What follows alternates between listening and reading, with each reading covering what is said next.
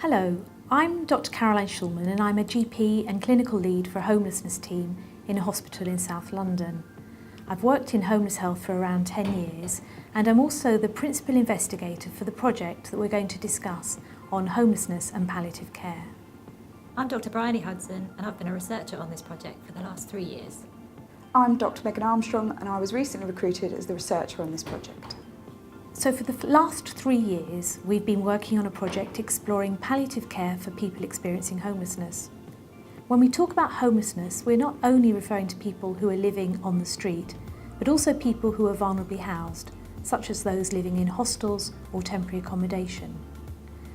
Homelessness, as I'm sure everyone is aware, is a growing problem, and many people who are homeless have experienced a number of adverse childhood events and may suffer from a combination of physical and mental health difficulties, often complicated by addictions to drugs and alcohol. Homeless people are dying very young, with average age of death being in their 40s.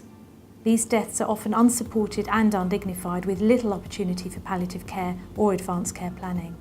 People who are homeless are frequently very isolated, with few close friends and family.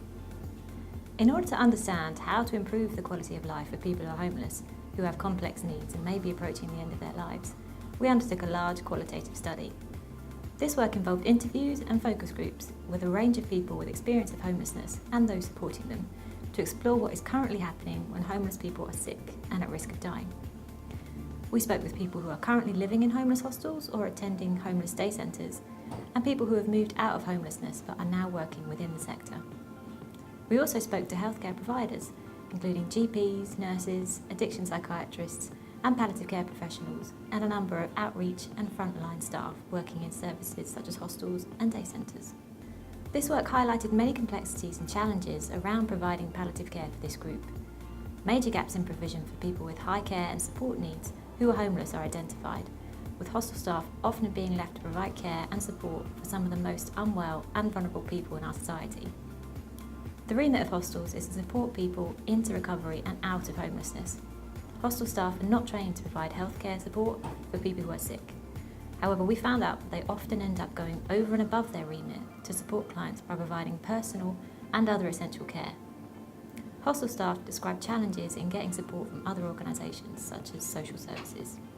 There are virtually no alternative options for people who have high care and support needs who are young, particularly if they have addictions and challenging behaviour, as these complexities often preclude them from accessing mainstream services. So in an ideal world, there should be facilities which can provide 24-hour care and support for people with these very complex needs, and we are advocating for these. However, in the meantime, hostels may be best placed to support people who are unwell, as they are often the closest someone has to a home. We developed some training for hostel staff along with an online resource which is available at www.homelesspalliativecare.com. Though this is aimed at frontline homelessness providers such as hostel staff, it's been very well received by a range of professionals. This initial phase of our work has been widely disseminated to homelessness, palliative care, substance misuse and primary and public health audiences, and it has resulted in a commitment by many organisations, particularly those coming from palliative care, to address this inequity as a matter of urgency. We recently received further funding to pilot a sustainable way of linking palliative care teams with homeless hostels and day centres. We will train palliative care specialists from local hospices to deliver training and support to hostel and outreach staff, with a focus on the identification and provision of improved care for residents with advanced or deteriorating health. These palliative care specialists will support hostel staff to develop integrated, regular, multidisciplinary meetings, bringing together health and social care providers to discuss any clients that they're concerned about. Over the next 2 years, we intend to develop, nurture and evaluate this method within 10 different areas, and this will be known as hospice hubs. Each hub will consist of 1 hospice and 2 homeless hostels, or 1 hospice and a hostel and a day centre.